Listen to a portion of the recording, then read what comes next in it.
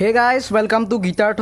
চ' আজি মই কলকি চাব গৈছিলোঁ, তো কলকি চাই আহিলোঁ। এতিয়া মই আপোনাৰ ৰিভিউটো দি আছোঁ, এতিয়া মানে লাষ্টত দিম, তো ভিডিঅ'টো চাই লওক। তো গাইজ এতিয়া মই হলত আছোঁ, তো আপোনালোকতো ডাইৰেক্ট দেখুৱাব নোৱাৰিম কাৰণ কপিৰাইট ষ্ট্ৰাইক আহি যাব পাৰে, কিন্তু অলপমান আপোনাৰ পাৰাখিনি দেখুৱাম।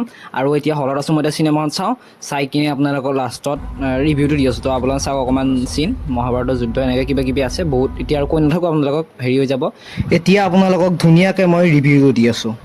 তো গাইজ মইতো আপোনালোকক বহুত চিন দেখুৱাব নোৱাৰিম কাৰণ কপিৰাইট ষ্ট্ৰাইক আহি যাব পাৰে বা কপিৰাইট ক্লেইমো আহি যাব পাৰে। তো সেইকাৰণে আপোনালোকক অকণমান চিনে দেখুৱালোঁ, মানে অকণমান আপোনালোকে দেখা পাইছে।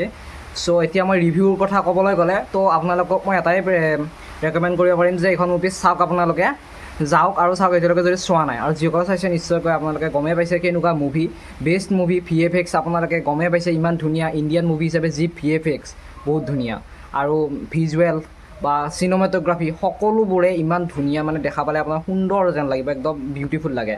আৰু কমপ্লেক্সে হওক বা বিভিন্ন যেনেকৈ ছেট ডিজাইন কৰিছে বা সকলোখিনিয়ে বেষ্ট বুলি ক'ব লাগিব। আৰু মোৰতো ভালে লাগিছে। বাকী অমিতাভ ছাৰৰ যিটো অশ্বথামা কেৰেক্টাৰ বহুতেই বেছি ধুনীয়া। আগতে আমি সৰু থাকোঁতে মহাভাৰতত, মানে সৰু মহাভাৰতৰ কিতাপটো আছিল, তেনেকৈ পঢ়িছিলোঁ, মানে নামটো জানিছিলোঁ, কিন্তু ইমান যে ডিটেইলত গম পোৱা নাছিলোঁ। কিন্তু কলকিখন চোৱাৰ পাছত আৰু ডিটেইলত গম পালোঁ। এতিয়া মোৰ আৰু মানে জানিবলৈ মন আছে, নিশ্চয়কৈ মই জানিম, মই এতিয়া সকলো প্ৰকাৰে জানিম। তো বাকী প্ৰভাসৰ কেৰেক্টাৰ বহুতেই বেছি ধুনীয়া। প্ৰথমতেতো অলপ ফানী টাইপত যায়, কিন্তু লাষ্টলৈকে পূৰা ষ্ট্ৰং হৈ যায় আৰু আপোনালোকেও গম পাব প্ৰভাস আচলতে কি। চ' লাষ্টত গম পাই যাব আৰু মানে কেৰেক্টাৰটো চেঞ্জ হৈ যায়, গম পাই যায়।